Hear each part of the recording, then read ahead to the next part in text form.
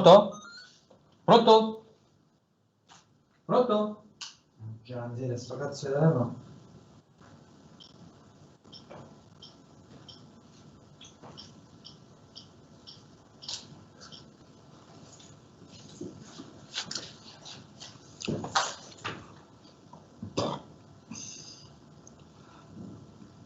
Guido?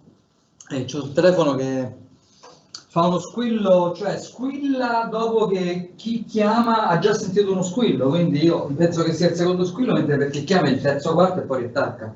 Ho notato c'è questo... Me ne sono accorto perché mi sono chiamato da solo una volta col cellulare. L'approccio sperimentale, sai, io sono in 04 è molto sperimentale. Dimmi. Sì, sto per cominciare. No, yes.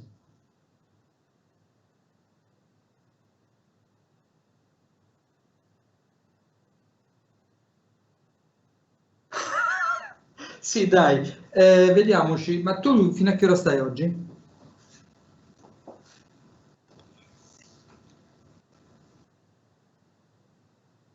Vabbè, 5:30? Dopo le 5, quindi dai, finisci lezione. Ok, io finisco alle 4, dopo alle 5 passo, ci prendiamo un altro caffè.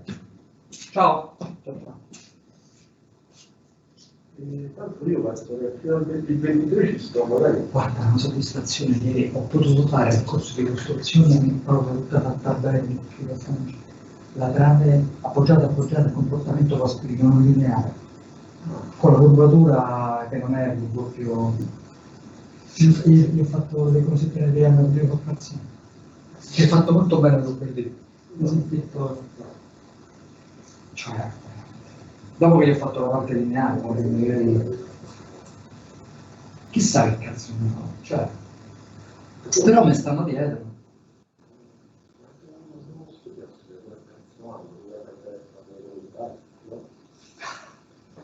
No, è stato veramente un esperimento curioso quello di quest'anno, però. Ma secondo me si può fare intervenire in aria al corso di laboratorio? Certo, io l'ho già detto. No.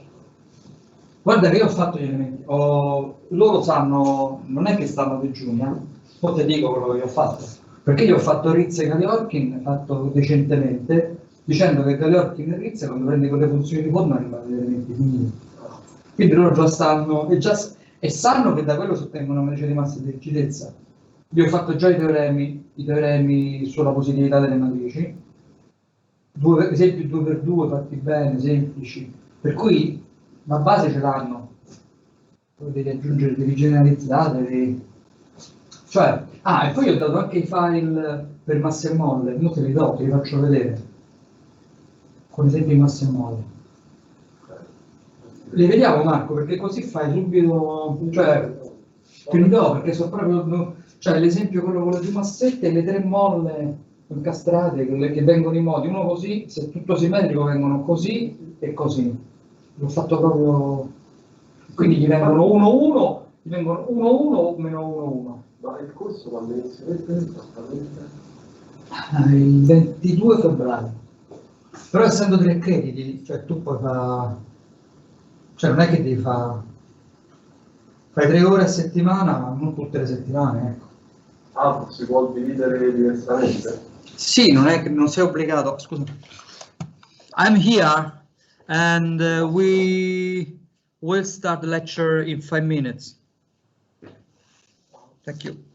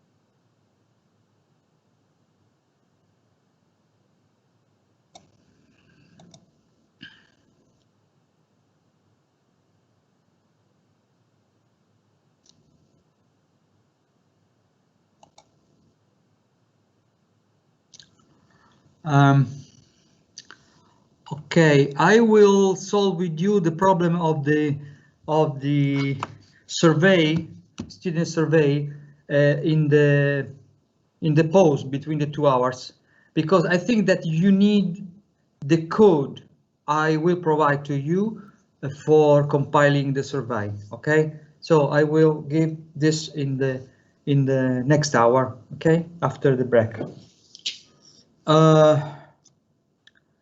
Okay,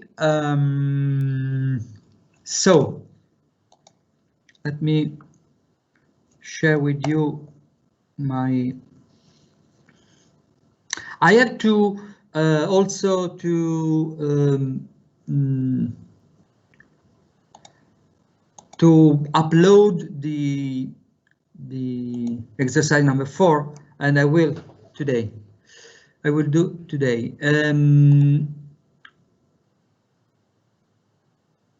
And I have started the record of this lecture, and let me take my, excuse me, I want to,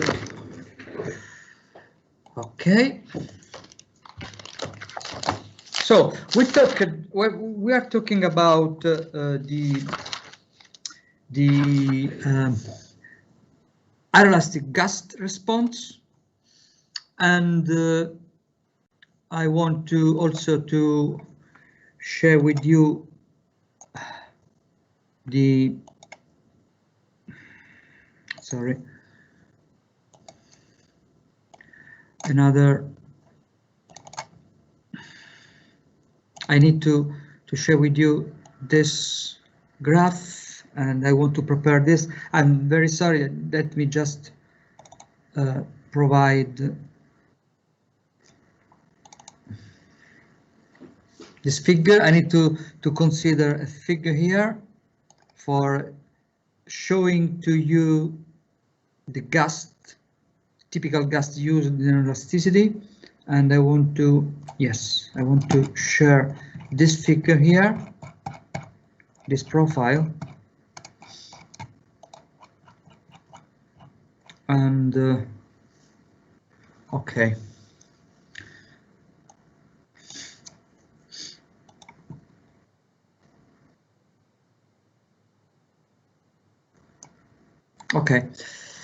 Okay, so go back to our consideration, a comment. We discussed about the kind of possible gust input and output considered in the analysis, and the possibility are of two types: deterministic signal and a random signal.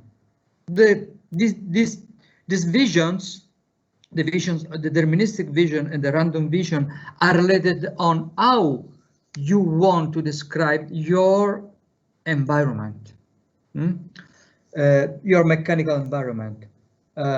You are designing an aircraft, and what kind of turbulence scenario you have in mind as possible turbulence scenario? You have in mind a time low for your gust, just like represented in this way here. For example, this is an analytic function describing your vertical disturbance velocity, and so you have in mind, in this case, a deterministic input. Okay,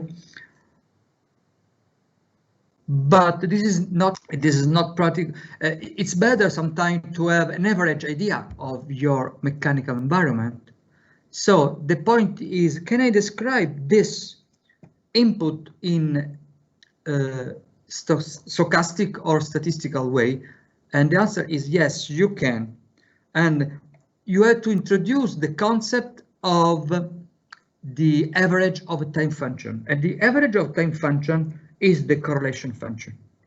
If you have several input like this, and this input are representing the turbulence in the Ciampino airport in a day. So you have an anemometer, you are measuring the turbulence, the vertical disturbance, and you obtain this curve here. You have the same phenomenon, the same process. Again, measure, and you have another time function, and then another, and then another. But all these time functions are not superimposed, but they are actually representing the same random process. So how can we do for having an average idea of this random process? The first idea is to take the average of all this curve in a time, fix a time, and take the average of for the same time for all the samples. But another engineering idea is the following: instead of considering different time samples, consider the same time function and take the average only using this time function and not considering the different one. If you can do this, your random process is called ergodic. So for an ergodic random process, you can take the average considering only one samples and then take this integral for a wide window, for a wide time window. What is representing this integral? This integral is also known as correlation of the signal, and you have just to consider the signal Wt. Then please shift this signal with a time shift equal to tau. So take Wt and take Wt plus tau. So you have this and this shifted. Take the product and perform the integral. This is the correlation. Again, another shift value, more like here, ta, another integral, another shift, ta, another integral, and then you are, look my hands, you have this signal, duplicate this signal, ta, duplication, then take the product and do the integral. This is the value of R for tau equal to 0. Then shift this to of a tau value, take the product and obtain what I obtained. So you have the value of the correlation for tau not equal to 0. Another value of tau like that, tau, take the product and do the integral, and so on. This is the way for obtaining an average of your time signal, an average behavior of your time signal in terms of autocorrelation. And you can do this operation for the same signal and also for different signal in the case you have multiple degree of freedom vector. In our cases, we have a single degree of freedom input and multiple degree of freedom output represented by the modal coordinate. Okay? Okay, you can evaluate these statistical quantities by numerical approach. You have, for example, a correlation operation in MATLAB, in Mathematica, whatever you want, and this correlation operator is essentially performing this integral like a summation of value. Okay, and therefore the question is, I know the stochastic input, I know the correlation, and I would like to know the statistic, the output in terms of statistics. So I would like to know the correlation of the output. And between the input and the output, there is the system. So, question, which is the relationship relating the statistic of the input with the statistic of the output? Before giving an answer to this question, we can consider the Laplace or Fourier transform of the correlation. The Fourier transform of the correlation is the power spectral density. So we have the autocorrelation of the signal. We can take the Fourier transform and we have the power spectral density. We can do this operation for the input, but we can do the same operation for the output. In the output, we have the modal coordinate here. So we have several components, and so we have many possibilities for performing the correlation. We can correlate a component of the model vector with itself, so with I equal to j, but we have also the possibility to correlate this different component of the output vector q bar. And at the end, we have a matrix of correlation, and the component of this matrix are autocorrelation component in the diagonal and cross-correlation component out of the diagonal of this matrix. Let me do a comment. For tau equal to 0, our correlation function is equal to the root square of our process, or the covariance. In fact, you have w to the power 2 in dt, and this is the definition of root mean square. So let's do a comment here.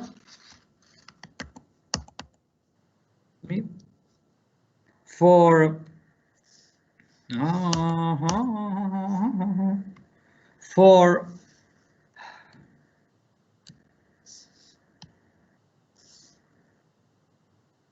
okay, for tau equal to 0, r in 0 is equal to sigma square. Okay, this is important. And so here, when you represent your correlation function, which is indeed a symmetric function, the value of the correlation at tau equal to 0 is the sigma square. Okay.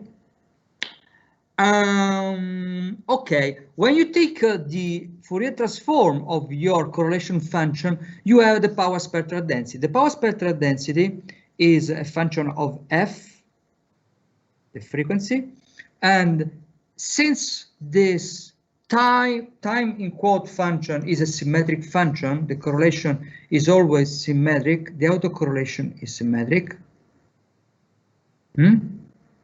Symmetric function. This can be easily demonstrated. However, I do not have time for do this. It's a symmetric function of tau. And so the Fourier transform is a real and symmetric function as well. You have your power spectral density function.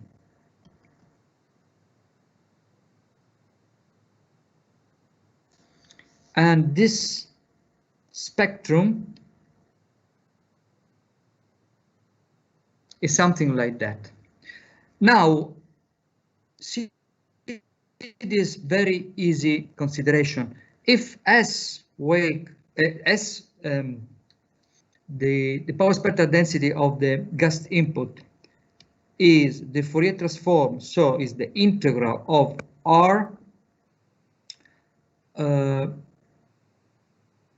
r of tau by e to the power minus j tau 2 pi f in dt, excuse me, in dt. This is the definition. And if you see this definition, you have also that the inverse Fourier transform, which is the r tau, is inversely equal to the integral between minus infinite to plus infinite of s of f by e to the power plus j 2 pi f tau in df. Okay, and therefore if you evaluate this at tau equal to 0, for tau equal to 0, you have the root mean square, and so the root mean square, look here, this exponential for tau equal to 0 collapsed to 1, and therefore you have that sigma square is the integral of S f in the f, and therefore this area here in the frequency domain spectrum is represented by the root mean square of your quantity. Okay? So, just to recap, we have an input, and the input is represented by our, in average, is represented by our correlation function, or alternatively by our power spectral density function. But we have also an output. Here we have an input, but we have also an output here. We have a multiple output because we have several components of our, for example, modal coordinate, and then we have a correlation matrix, and we have correspondingly a correlation power, a power spectral density matrix. So we have in output, we have this matrix or this matrix, which is the Fourier transform of the previous one. So the question is,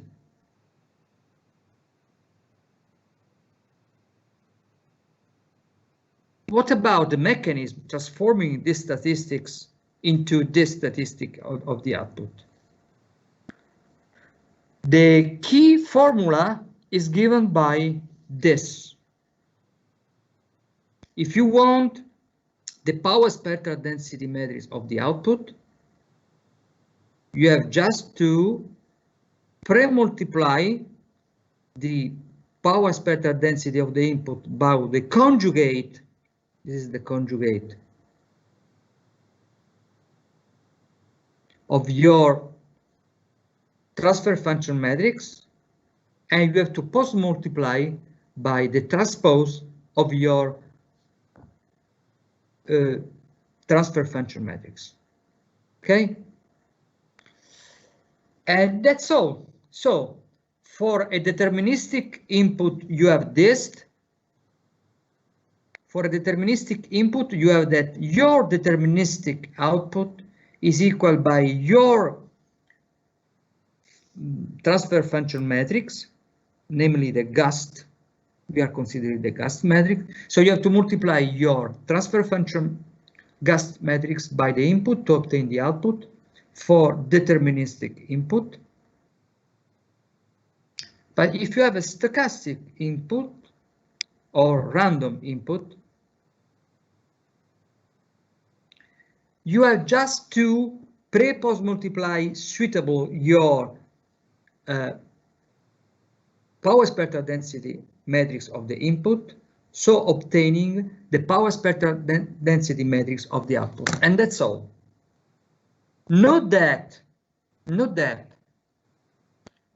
for a process, for a given process, for example, the turbulence in Ciampino, such a date in a special time of the day, you have a unique power spectral density of your turbulence situation, because your power spectral density is actually describing your statistical scenario of the process. So the correlation and the power spectral density are smooth function, not chaotic. The process, the sample of the process may be chaotic, like here, but the average is smooth. For example, this is the same situation of a measurement of a length of the table edge. You have a table edge, you want to measure the length of the table edge. So you have a meter device, do the measurement, and you have a number. Another guy take the meter, perform another value for the length, and so on. So the process is the same, the measurement of the age of your table, but the sample may be different. So the result of the statistics in that case is a number, a deterministic number, which is the average of the measurement. You have that number, and you have another number, which is the sigma evaluation, the root mean square of your measurement. So these two indicators are deterministic indicator used for representing a random phenomenon like the measurement of your table age. Okay, and this is the same applied, but applied to a time function, so a process. Okay. Okay, and after this description, I want to give you, I want to recap to you just 4 property of, just to have a clear idea. I know that you know this concept by your telecom courses or telecom, maybe the main important field of the engineering where these concepts are applied is in telecom, in signal communication. But these concepts are very important on the measurement of a steady process, if such a process are chaotic, as in this case. So a list of property that I have mentioned that I want to recap to you. First one, first concept is that this process is symmetric. First concept is that the process is ergodic, and therefore we have that R as a function of tau for a process ij is the average of xi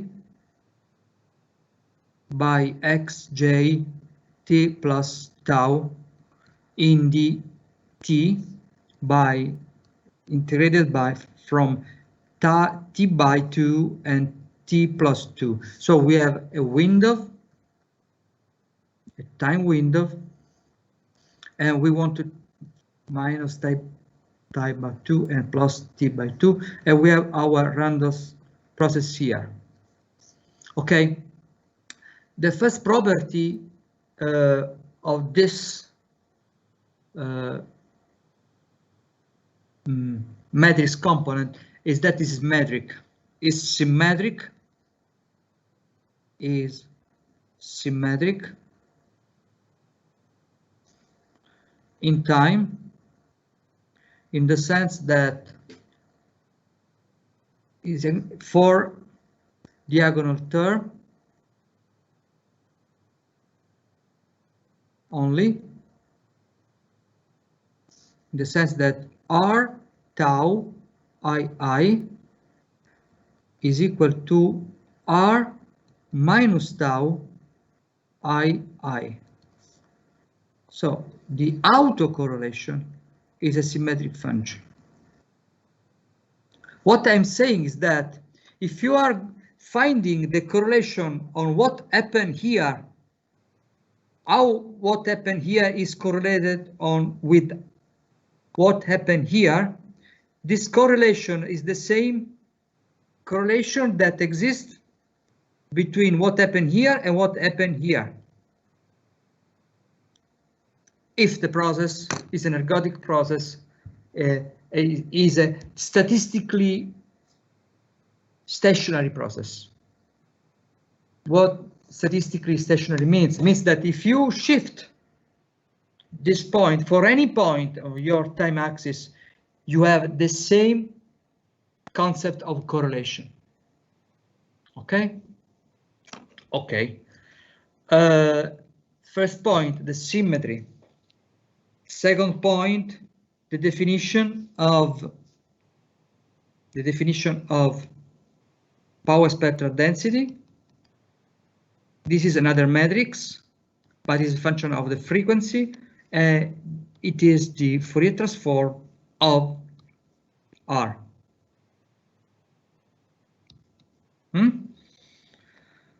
And therefore it is equal to the integral of Rxxij,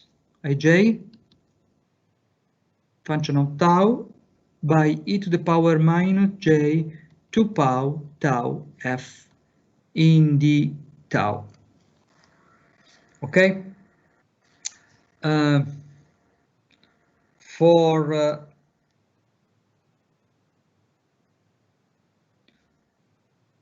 sigma square is equal by definition like 1 on t, the integral of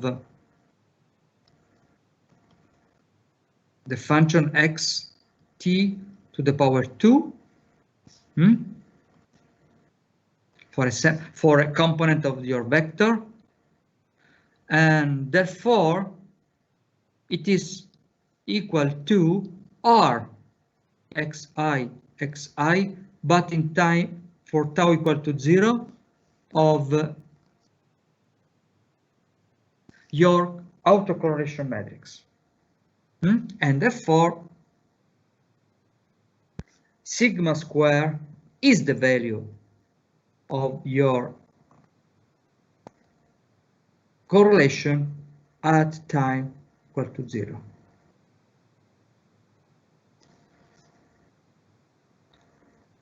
Finally, we have found that using this definition,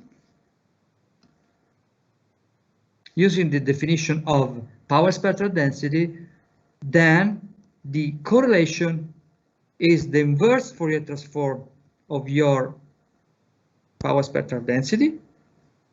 So is the integral of SF by e to the power plus 2 pi, excuse me, 2 pi f tau in df, and therefore you have that sigma square, which is r in 0, I is equal to the integral of SF by in df. Okay. Okay. Let's see what happens in gust response. What about this concept in gust response? In gust response, first of all, see together some example of gust response in deterministic point of view. Here you see the load factor when you consider in a 1 minus cosine gust. These two curves are two different cases. These are the response to a 1 minus cosine gust.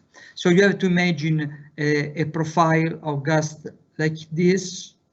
This in blue and in red are the vertical acceleration, because the load factor is indeed the acceleration divided the reference gravity acceleration. Okay. The difference here is two comparison between a rigid aircraft and an elastic aircraft. In particular, in the blue curve, you have the gust response when you consider the rigid body motion only, what you did in flight dynamics, okay? And the red one is the dynamic gust response, including also the elastic effect. Okay, and so here you have a comparison between, and this is the Q1. Q1 is the first Lagrangian variable, and so this is the vertical displacement. The vertical display, and this is the acceleration. Okay, this is the difference, and this is the vertical displacement in the case of aerodynamic coupling, the red curve, and the blue one, the coupled one. So you have a difference by including or not including the elastic effect. Now, let me introduce this here. This formula here is the, I want to focus this to you. This formula here is the spectrum, the power spectral density of the velocity, which is used in aeroelasticity as input for stochastic analysis. So the difference is the following. Here you have a standard deterministic response to a deterministic input, the 1 minus cosine input. But here now we are considering another issue. We are considering a power spectral density input. Look, this formula, this is an analytical formula. You have that the power spectral density of W is a function of F, and here you have several parameters characterizing this curve, this function. You have sigma, you have U infinite, you have L, you have F, the frequency. F is the frequency, of course, because we have a frequency. U infinite is the flight speed. L is a characteristic of your turbulence length. L is for length. So how this formula is obtained? This formula is obtained after many measurements. So do a measurement of velocity, calculate the cross correlation or the autocorrelation of your time signal, then take the Fourier transform and draw your Fourier transform. After drawing this, consider the influence of several parameters in terms of length, characteristic length of your turbulence, and then fit this coefficient after many measurements. Okay, this job was performed by von Karman for us, and here we have a parametrization of such a spectra, and the final draw is the following. Here you have the representation of such a spectra for different value of L, by fixing sigma equal to 1 foot per second. Okay, note that here in the vertical axis we have the value of the power spectral density, and here in a logarithmic scale, and here we have the same quantity. Here we have the frequency, but in an undimensional vision we are using an undimensional frequency including the U infinite. So we are actually using a reduced frequency. Okay. I would like to discuss with you this parameter better. We have here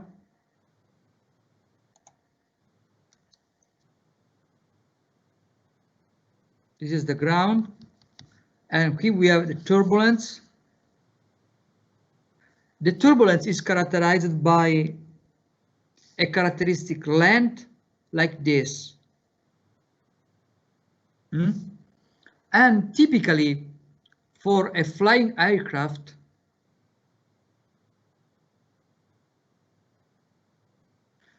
this length is taken as equal to the altitude, the flight altitude. because when the aircraft encounter the turbulence, the characteristic length of the turbulence is assumed to be the flight altitude. Okay, the aircraft is flying with a velocity u infinite, and therefore you have defined these two parameters for your von Karman spectrum. Okay, so go back to our von Karman spectrum. We have this formula. So we have the input. We have the input for our aircraft. We have fixed the value of u infinite, L, and so on. Okay. Let me do for you a comment about this sigma. What is this sigma? Sigma is exactly the root mean square of our input.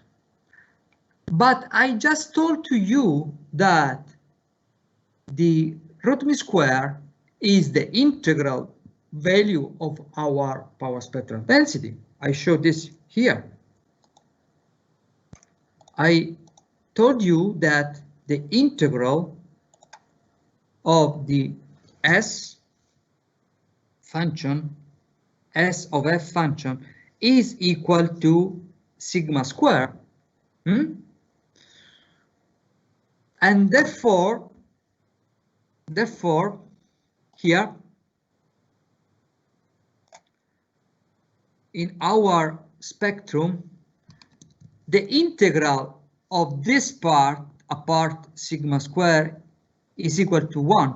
So this function, this von Karman spectrum is normalized such that the integral of this part, excluding sigma square, is 1. Okay? So we have sigma square as a factor. And therefore, this curve here are all curves with the same area. Okay, so we have different von Karman curves, but having the same integral here down the curve, because we have the same root mean square, the same covariance, the same energy, because the root mean square is currently representing the energy of the signal. Better, the power of the signal, and therefore if you take the integral of the power spectral density, you have the power of the spectrum. Okay, so you have a power spectral density. Density is to be considered in terms of frequency, and therefore when you take the integral of the power spectral density, you have the power of the signal, which is currently the root mean square. So this graph here are the same, are related to the same power, the same area. So if you variate L, the variation of L is just influencing the curve, in that if you increase L, all the curve are higher and higher at the center for frequency equal to 0, and this. So in other words, we have the following. We have that. Let me take the.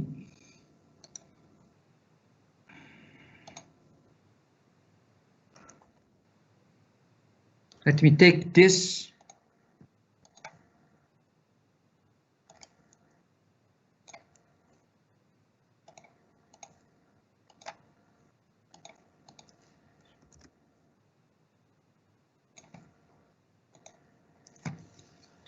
If you have higher and higher L, the curve is moved here and this is moved here. So your spectrum is closest and closest to the 0 frequency. What does it mean? a very simple concept. If you have a large L, a large dimension of your turbulence is able to excite low frequency. Large L is actually exciting low frequency. If you have a very small L, small dimension of your turbulence length, your turbulence is able to excite higher frequency. So this is a spectrum exciting high frequency, and this is a spectrum which is actually exciting lower frequency. The energy of these two spectra are identical, but this here is able to excite low frequency, at this here, excuse me, high frequency, at this here, low frequency. Okay, and this is the influence of our L parameter in our von Karman spectrum. So let me excuse me.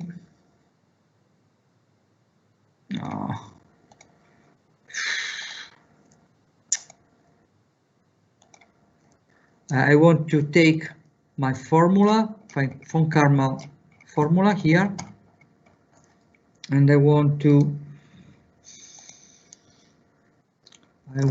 to take this formula for commenting with you my final practical views of this. Now we have the input. Imagine to have an aircraft, and I decided to study the response of the aircraft at this kind of spectrum, and I have fixed L equal to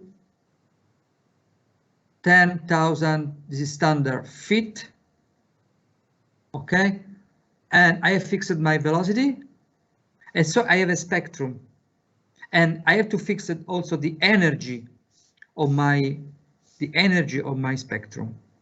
So I have to fix this, and this. So I have the input. I can determine the output. The output is my modal coordinate, for example, but this is the power spectral density matrix of my modal coordinate, and this is equal to H conjugated S, this S, by H transposed. Okay, this is a scalar quantity, and note that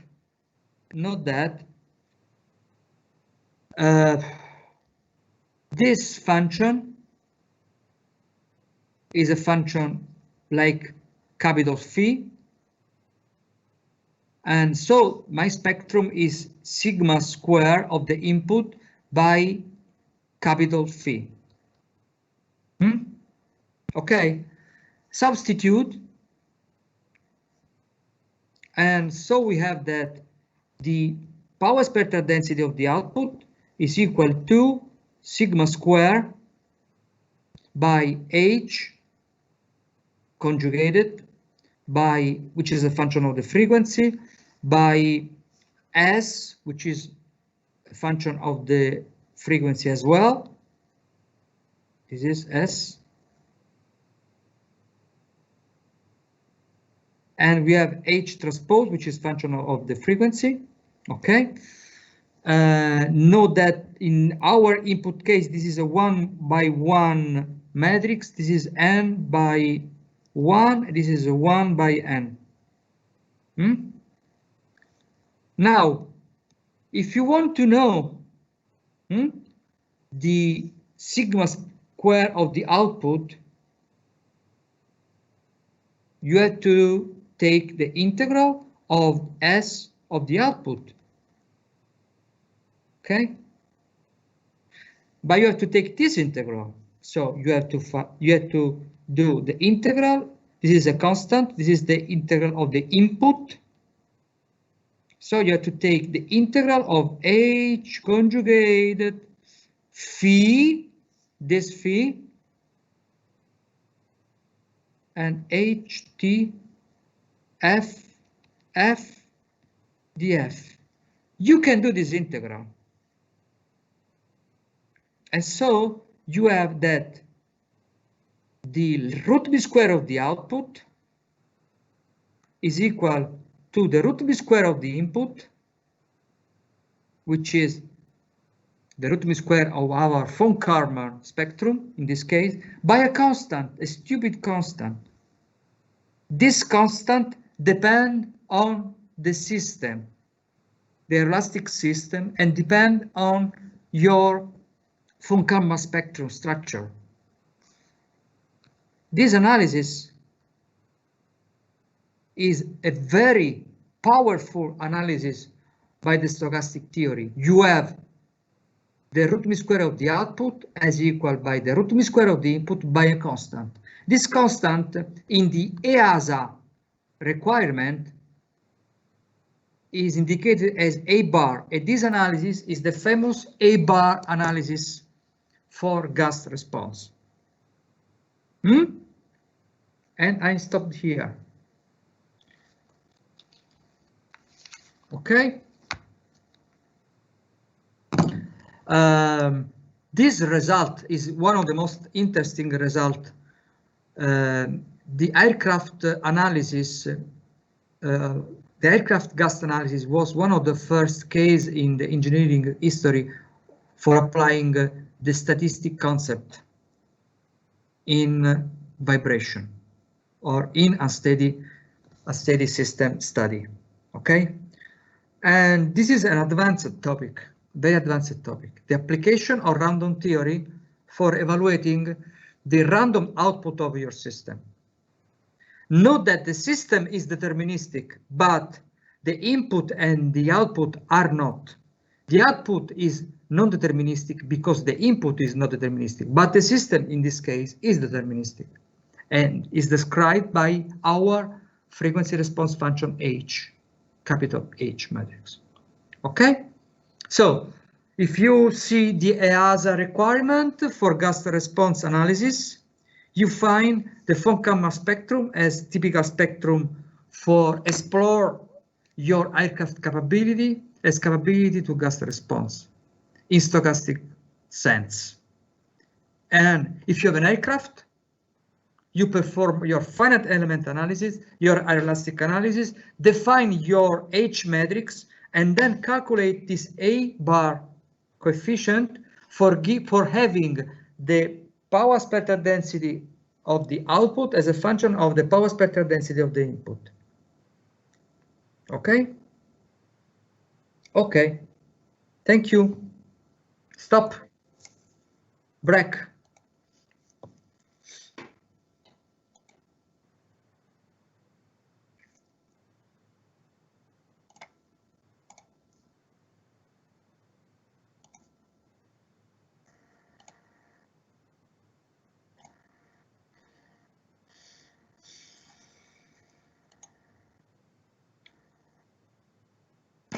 Now, let's go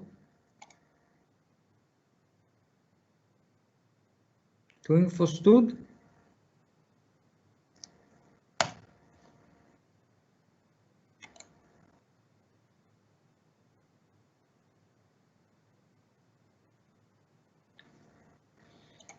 Can you see my screen?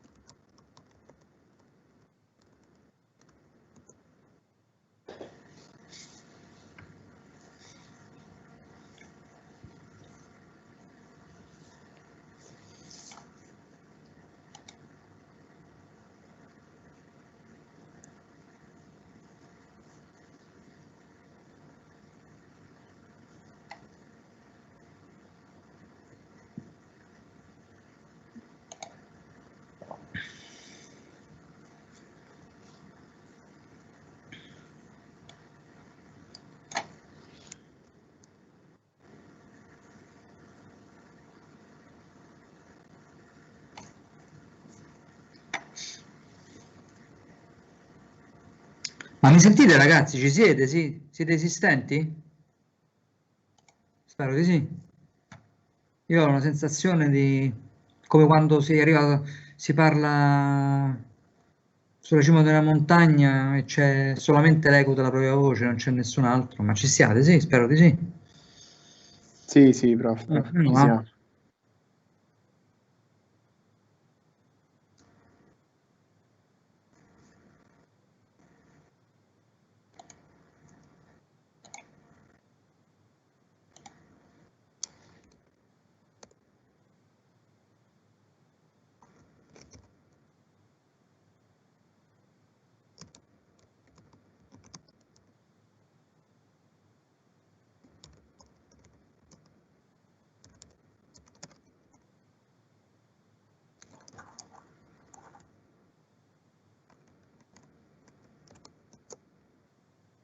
Allora, sembrerebbe essere emerso dall'analisi di alcuni miei attenti colleghi che normalmente quando si tiene un corso in remoto il 50% delle persone segue il corso, l'altro 50% vede solo i video. È così? Delle lezioni registrate. La sera, quando, dopo che si spara una serie su Netflix, si spara la raffica random, il corso dell'elasticità. È proprio così? Ma veramente studiate in questo modo? Io, boh. Speriamo che si torni prima possibile in presenza, perché a me queste aberrazioni proprio non mi piacciono per niente, ma in ogni caso.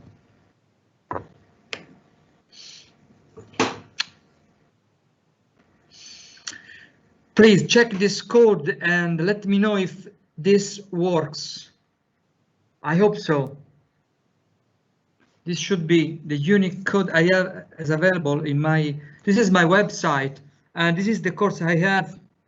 And for elasticity, the unique course for the opposite, this is here, and this is valid also both for aeronautical students that, and for space and astronautical students as well. Okay.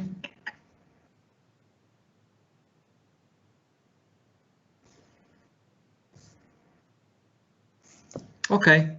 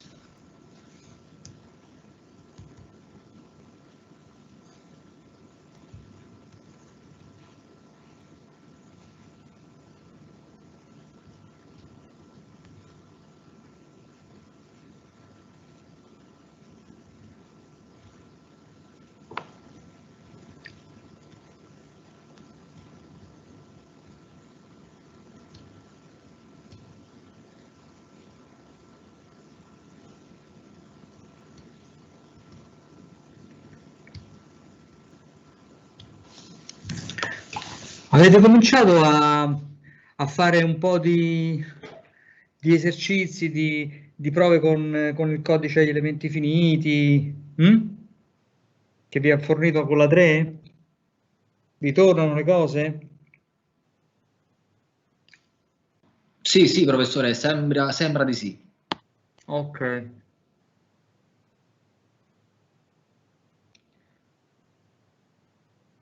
Adesso poi, oggi, appena finito, vi metto anche l'altra parte e così potete fare anche la numero 4. E abbastanza semplicemente vi prego di fare dei report chiari sui risultati che ottenete, poche parole, quelle giuste,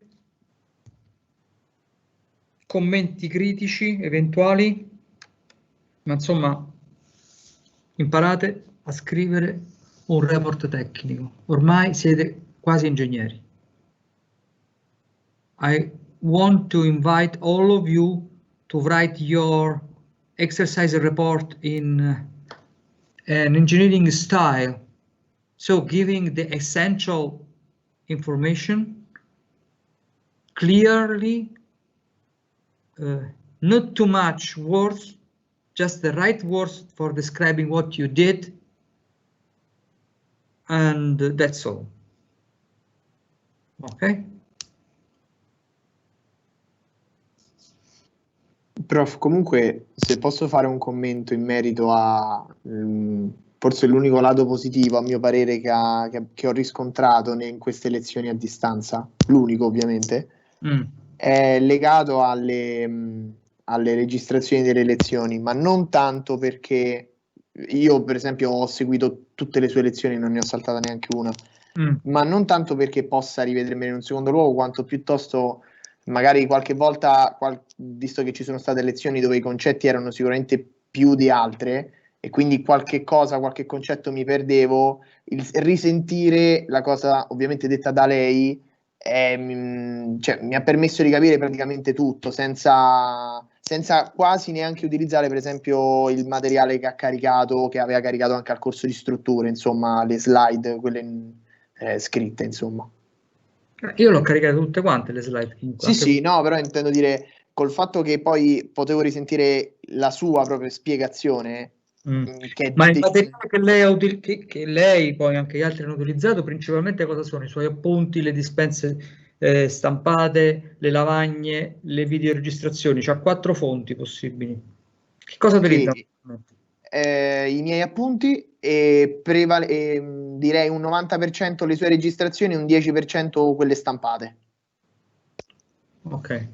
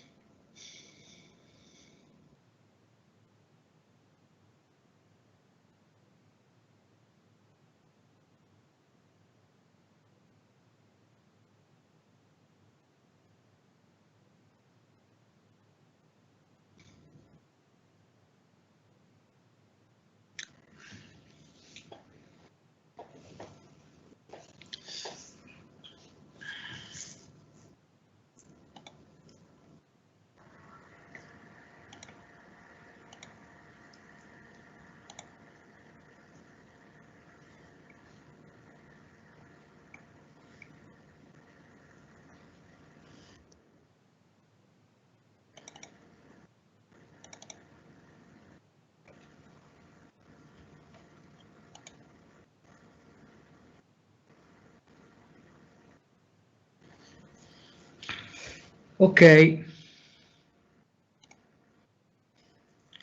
Let me do a few comments now. Very last comment on random gas response.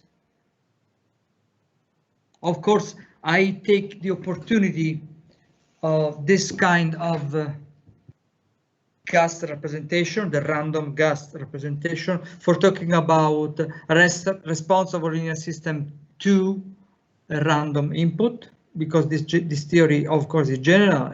We have applied the general theory two gas response problem. And as a first result here, we have focused the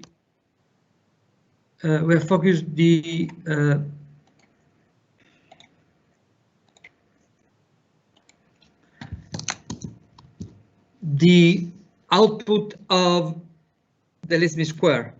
But this is not the unique output to be obtained by this analysis in this way. This is a bar quantity. We have also other possibility, and the other possibility are given by this other concept that I want to list for you. And the other concept is, for example, this quantity and Q bar I. Let me write the concept and then I give you the clarification of this formula. This is an exponential minus 1 on 2. And here we have the Q limit value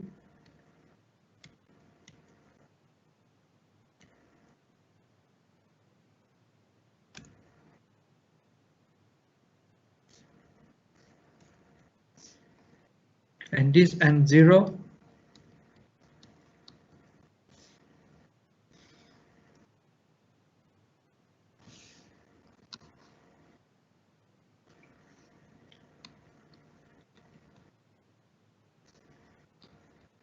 Don't be afraid about this formula.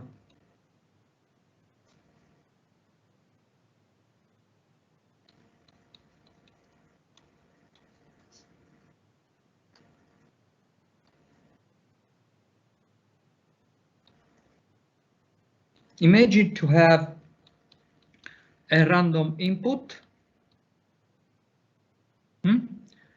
The random input is represented by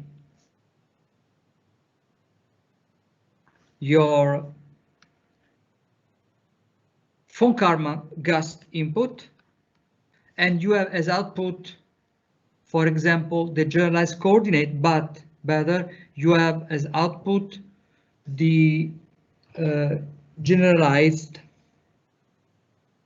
a generic output, and you have as output the power spectral density of, for example, of the coordinate Q, okay, Qi. And you know how can you obtain this SQ by SW? I show you. Now, what is this N? If you have a random process,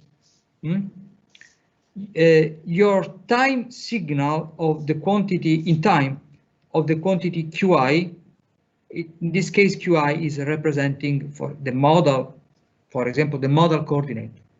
And by this model coordinate, you could have any other kind of output. So focus on this model coordinate, okay? And how do we expect this model coordinate in time? You have something like this. You have a random process, you have this, okay? Now, consider a threshold limit like this. So this is this amplitude here is a limit like Q bar I. Question. Consider a second of your simulation. This is a second of simulation, 1 second. How many times your random response in average is able to cross this threshold limit in a second with positive derivative? Oh, good question. Positive derivative. This is a positive derivative. This is a cross section. This is another positive derivative. This is another one. This is another one. And this is another one. and this is another one and another one. 1, 2, 3, 4, 5, 6, 7. 7 crossing for a second. So this is but of course this happens in this special time window. What about in average? What is the average frequency crossing of an assigned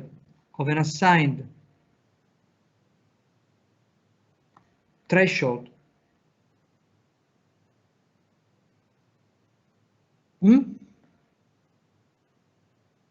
Q bar. In this case, we have 7, but maybe if you consider an average for all the random sample, you should have 7.8, for example. This quantity is this quantity here. This represents the average frequency crossing of a random process QIT of a limit threshold, limit assigned threshold Q bar E. Assigned is Q bar here, and you have this number like 7.5 Hertz, for example, multiplying this N0 quantity by this Gaussian law. In this Gaussian law, you have the threshold, so you have as a function of the threshold is a Gaussian trend.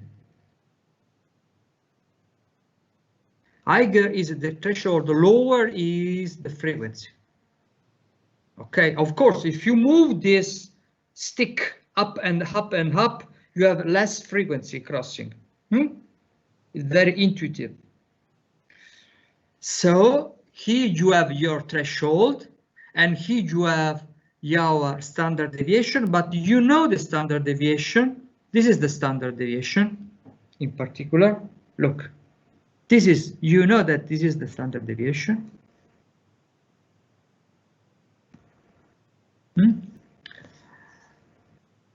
And on evaluating, of course, if Q bar is 0, you have that N0 is equal to N0, and N in 0 is given by this square root, and you have in the denominator here the first momentum of your power spectral density, and here you have the second momentum. You have your power spectral density multiplied by f square integrated from 0 to plus infinite. And this is another important practical use of your random theory. If you know that your system, in this case your elastic system, is subjected to a random input, and you expect that the output is random as well, you can predict the number of frequency crossing a assigned threshold for your output. And this is useful, for example, imagine to have as output the stress, and you have a gust input, or for example, for an automotive, for a car, you have a random ground, like that, okay? You have a random profile of your ground. This is the same cases, and so you can predict the random vibration of your mechanism, the random time variation of your stress in your structure, and then you can predict your fatigue life of your system. Okay? Because you know how many cycles, how many times such a threshold is crossed. Interesting. This is the engineering word. Okay, and this is a practical use of random theory. So the GAST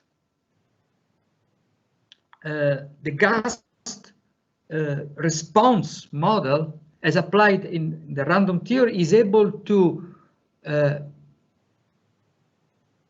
determine for an aircraft how many time prescribed level of the output are reached in a second, in average. And this could be the stress level in your root bending moment, or any kind of output you want. Okay? Okay. I finished this part. I finished my aeroelastic response model. I want to spend the last 3 hours of this course talking about compressible flow. I want to convince you that in the case of a compressible flow and in the case of linearized theory, we have just one more parameter in your aerodynamic metrics to be considered. The Mach number, of course. So I want to expand my unsteady aerodynamic theory in the case of compressible flow. And I want to do this as very last part of my course by using slide. These lessons are the only lesson of my life that I do using slide. But I voluntarily do this because the slides are quite parallel to what we have performed in the uncompressible theory. We're just to extend our uncompressible potential theory to the compressible one. So I use this for you, and of course we just perform the same step we did for uncompressible flow, and then we have first a quasi-potential compressible unsteady theory concerning isentropic flows of ideal gases. So we will discover to have a local wave equation for the velocity potential. After this differential formulation, we want to move to have an integral formulation for a compressible unsteady quasi-potential flow for aircraft translating. So this is compressible, it's not a compressible, of course. Let me correct live my slide. Then we have to discretize our integral formulation. Of course, we will discover some differences between the compressible theory and the uncompressible one, and then we will obtain our generalized aerodynamic force matrix, our E matrix for compressible flow. So the steps are deeply identical to the step of the unsteady of the uncompressible theory. Of course, you had a gas dynamics course, so you know very well the nature of a compressible flow. You know very well the amount of nonlinearity which are important for in gas dynamic. You know very well that we don't have a linear wave propagation, but the propagation in the flow of the disturbance is a very strange kind of propagation. It's not linear at all. Of course, we will linearize everything. Our study is for linearized flow. So no shock, no strong shock wave, no curved shock wave, no lambda shock wave, but just weak, if any, shock wave. Okay? And so low subsonic and high supersonic, but we have also only subsonic. We don't have time for talking about supersonic. linearized flow. Okay, so the scope is identical. We want to represent our interaction between elastic body and external flow. So the scope is to determine this matrix here. And this matrix here is expected to be dependent on Mach number in the case of compressible flow. Okay, so start by thermodynamics. Please do not consider this part. This is the, you know very well, this is the Clausius principle.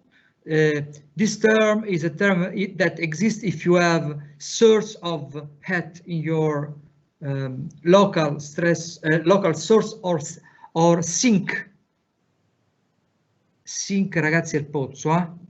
A local source or sink of head in your fluid. So please do not consider this. You just have flow through the generic portion of fluid with volume V and surface A and surface S. So you know that this is the Clausius inequality, and this equal sign is true only for reversible transformation. And you know also that a fluid is a continuum whose state is determined by two scalar state space quantity. So we have the possibility to recap our concept in such a way, okay? And for a fluid, the internal energy is a function only of entropy, and specific volume tau. Tau is here, not time, not the convolution time. Here, tau is the specific. Tau is 1 on rho. Okay. So this partial derivative are indicated like ES and E tau. So we take this opportunity for recap our course content, and by this equation one can develop and one can discover that this partial derivative has the role of the temperature, and this partial derivative has the role of minus the pressure. Okay, this is a form of conservation energy, and if you consider all this position, the conservation energy can be rewritten in this way in terms of entropy. So again, do not consider this R term here, please, because this is not essential term in our consideration. And this V vector is the so-called viscous stress vector. And this stress vector, this viscous stress tensor, not vector, excuse me, also known as Stokes stress tensor, is the irreversible part of the stress tensor, and so it's equal to the minus the reversible one minus pressure I plus the total stress. Okay, so this is the total stress. This is the irreversible part, and this is minus the reversible part, in order to have T is equal to the reversible plus the irreversible. Okay. If the fluid is unviscous, therefore we have only reversible part. So first point. Next, I am listing our physical hypothesis for our flow. The second hypothesis is that the flow is now compressible, and therefore the continuity equation is written in this term here. It's in a complete form. We are not considered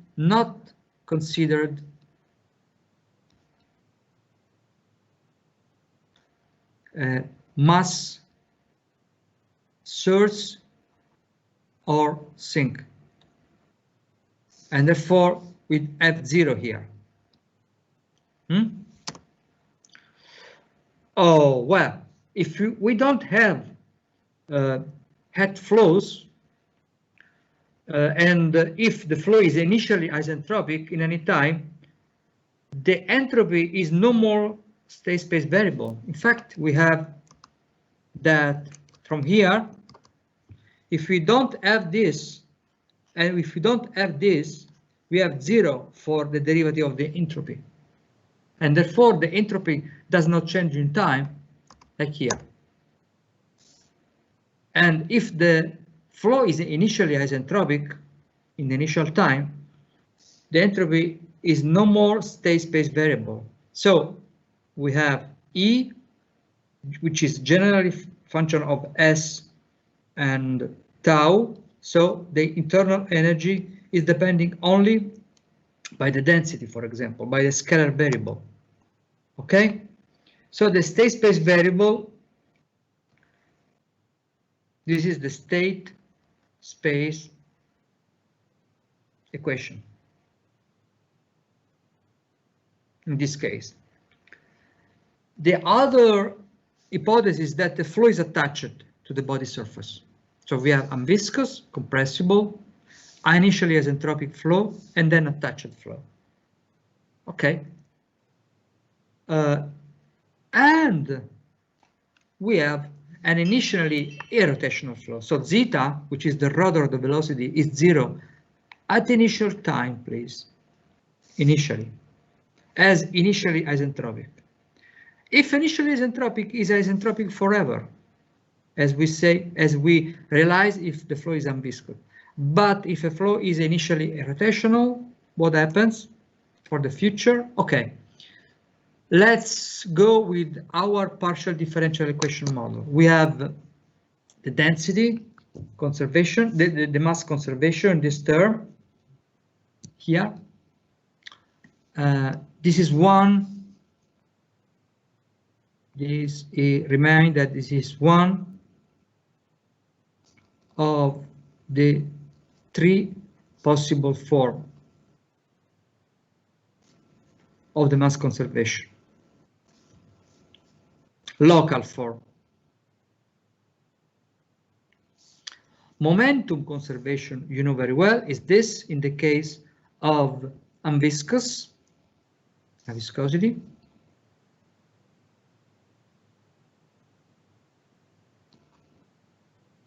Not tensor V, and by the energy conservation in entropy form, the gas is subjected to isentropic transformations only. And so we can talk about gas in this case, not fluid. And this is the, as I told you, becomes something. Oh, okay, thank you. Becomes, oh, excuse me. E function of tau only. And this kind of constraint for the state equations are also known as barotropic gas.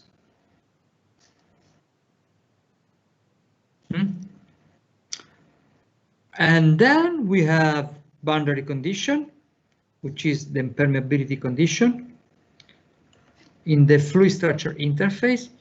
And at infinite, we have pressure assigned in any time as equal to the infinite pressure, and velocity assigned in any time. Okay, so this is the set of our equation to be solved in this case. This, and this.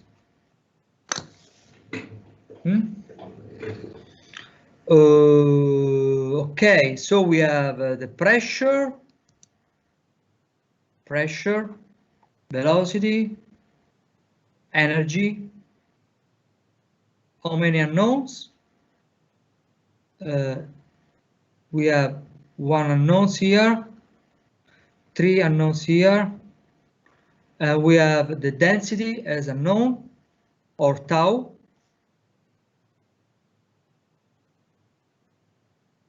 and so I want to list here this is unknown, and but so we have 1, 4, 5, 6, but we have 3 plus 6 equation, 6 unknown, 6 equation.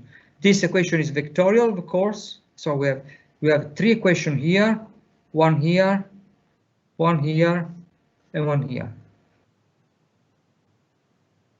Okay, but we don't want to solve this problem this way. In order to reduce the original problem to a minimum number of unknowns, it is useful to introduce the enthalpy concept. And this is the key concept, the enthalpy. The enthalpy is something, is an instrument, is a state space variable that will help us to have the same kind of procedure for solving compressible flow as in the case of the uncompressible one. The main motivation for introducing the enthalpy is it is the way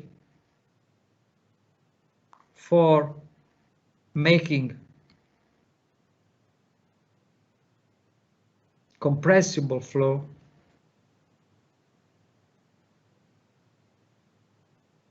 similar flow theory, similar to uncompressible. Okay, so this is the definition of the enthalpy. This is the definition of the enthalpy, and the definition is focused on this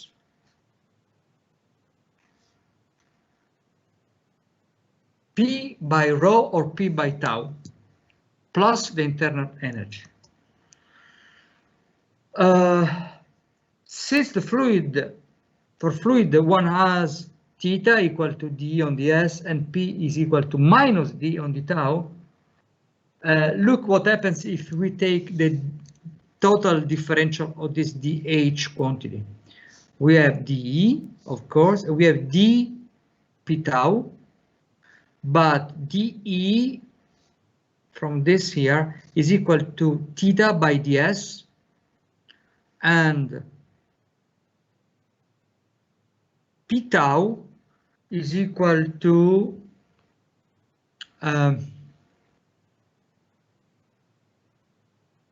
of course you have theta by ds minus p d tau. Why this? Do you know why this? Do you know why I have this?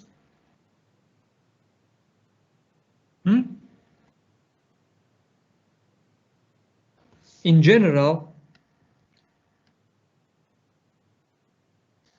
E is function of S, and remember, in general, we have this is a function of S and tau. And so we have dE is equal to the derivative of E with respect to S by ds plus the derivative of dE with respect to tau in the tau. But this is theta and this is minus P. Okay, so the differential of P tau is equal, of course, by this product, that is the sum of these two contributions, and this is the magic simplification in the enthalpy development. And so we have that in this case the differential of the enthalpy is equal to this plus tau dP. Okay, but in the case of isentropic transformation, we don't have this term equal to 0 for isentropic.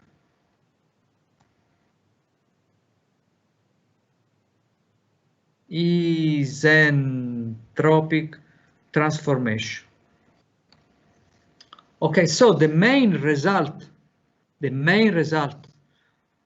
advantage to have the enthalpy is the following. The variation of the enthalpy is a variation of the pressure apart the specific volume. This is the key formula for, as you know, that you have for in the case of compressible flow and viscous flow.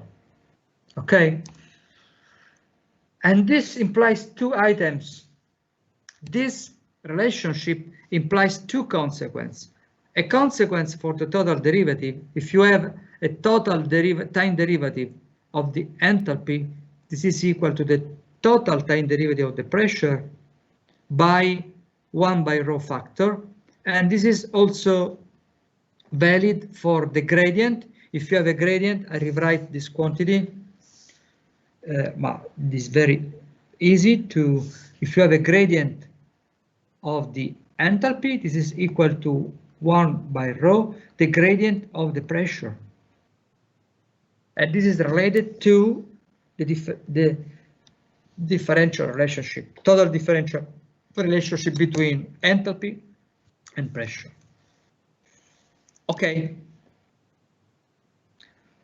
Next, let me remind to you the famous Lagrange acceleration formula, which is able to give the acceleration of a fluid particle as a function of the derivative of the velocity plus a convective part, but this convective part has a term involving the vorticity. This is the vorticity, also indicated before like zeta. This is zeta. This is zeta. Okay. And therefore, in the case of considering this general formula, we have that the acceleration indeed is depending on the derivative of the velocity, but the acceleration is also depending on the vorticity, zeta, and on the gradient of the square of the velocity amplitude by 2, square amplitude by 2. And therefore, this is important because what about the Euler equation? In the Euler equation, before we have this, we have that dv in dt is equal to minus 1 on rho dp. Okay, so this Euler equation, dv in dt equal to 1 on rho, the gradient of the pressure,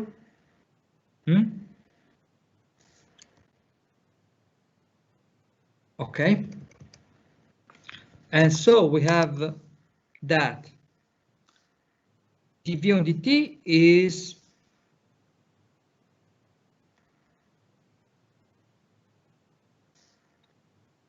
dv dt plus zeta cross v plus gradient of v squared by 2 and minus 1 on rho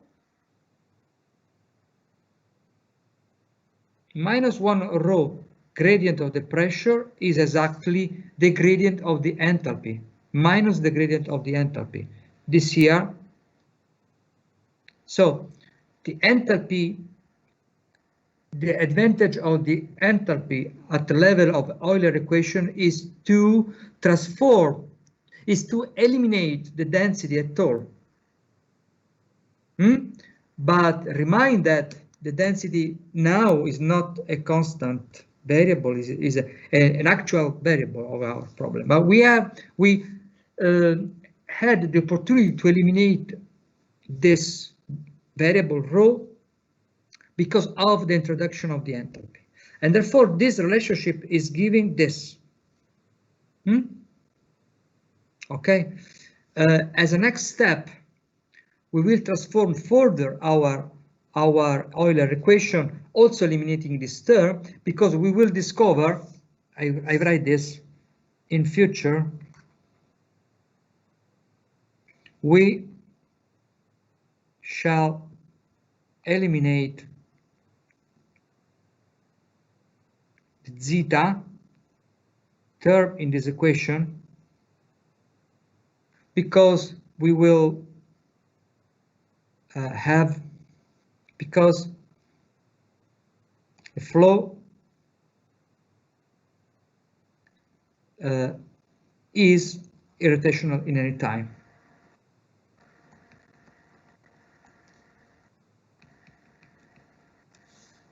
Okay, and at the end we will have only this contribution. Okay. Okay. In fact, I want to show to you that also in this case there exists a velocity potential function in any time.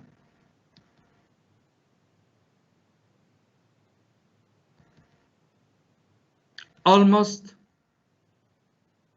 in any point, as you know.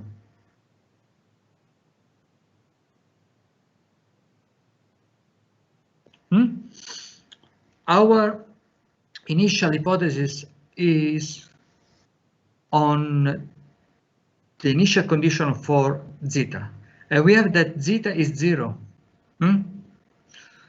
Then it is potential in any time.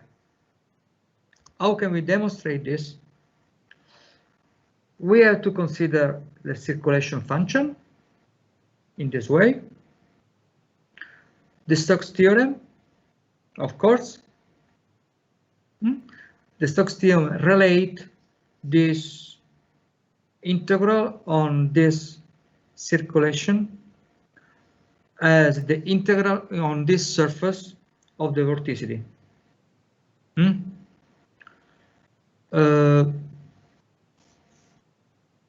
What may define this circulation?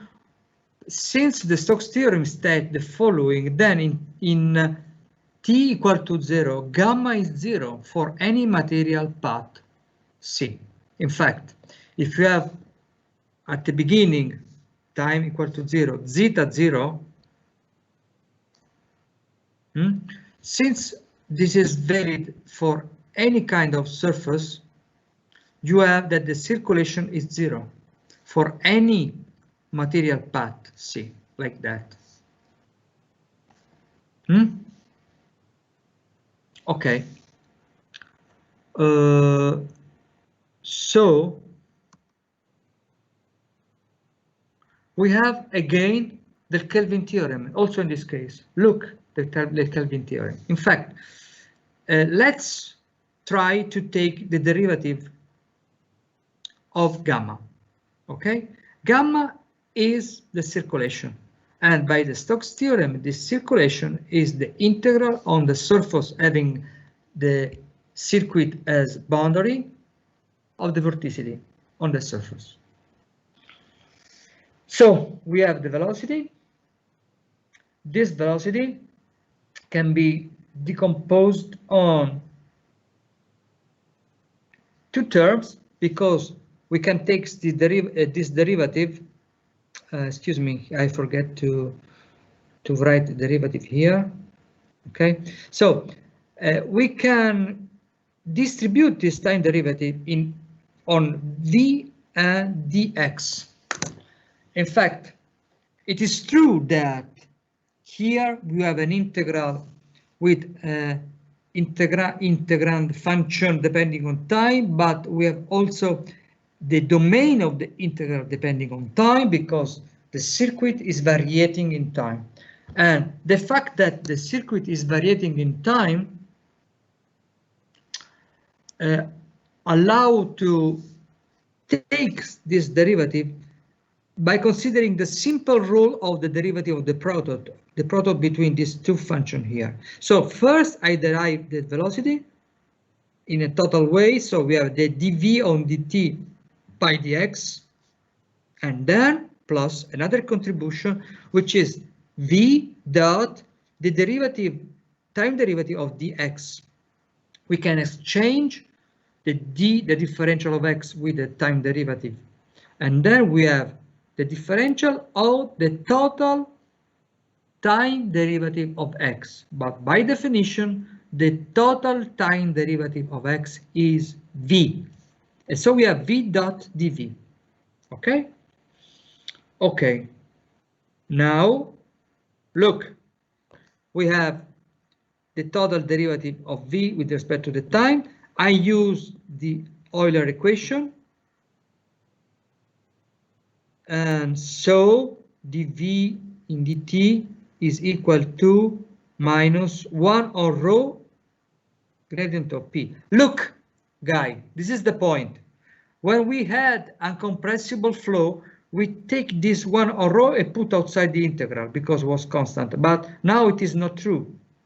But this quantity is the gradient of the enthalpy, and this is the point. Okay, and so we have the integral on this circuit of the dh, because of course the gradient of h dot, which is a scalar, dx is equal, vector is equal to the derivative of the enthalpy with respect to x dx plus the derivative of the enthalpy with respect to y dy plus the derivative of the enthalpy with respect to the zeta, okay? And so this is the total derivative, the total differential of h, okay? And what is this? This is 0 if the enthalpy is a continuous function of x. So if you have no discontinuity of this quantity, and if you have no discontinuity of the velocity,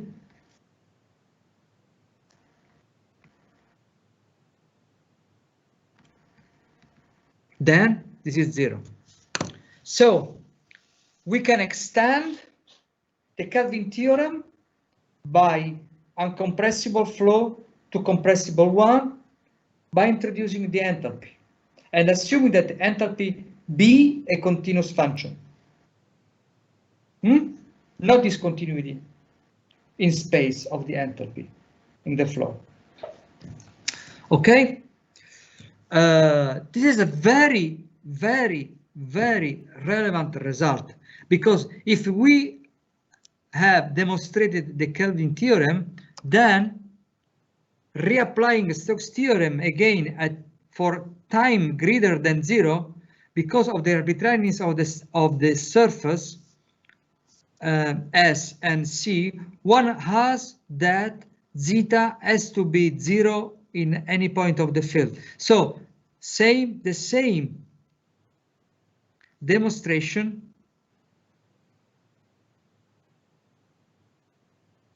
as uncompressible flow.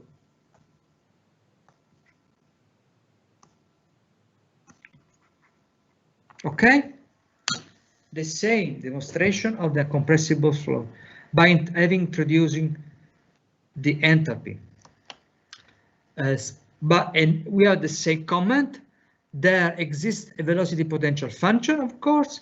The existence of a velocity potential function cannot be ensured in the point occupied by the fluid particle that leave the trailing edge. These geometrical points belong to a set that is so defined as body wake.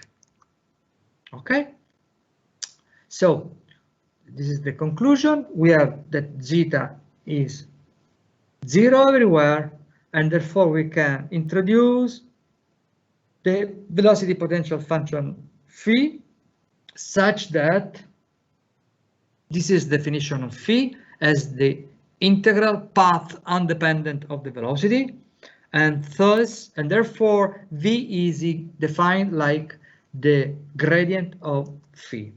Okay? Okay, so the compressible flow is a potential flow in any point and any time and almost in any point. Okay, this is, I want to stop here. We have defined the compressible flow as a potential flow. Let me just recap our equation, which are the following. We have the continuity equation.